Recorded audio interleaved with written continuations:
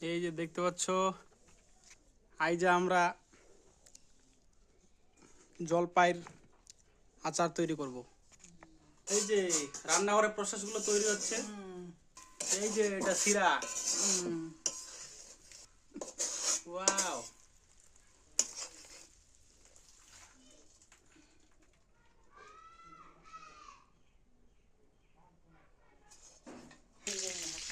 সরষের তেল আর লঙ্কা।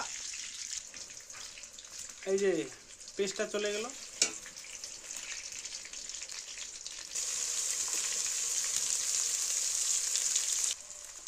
লবণ, হলুদ, এই যে জলপাই। ওয়াও, কি সুন্দর কালার।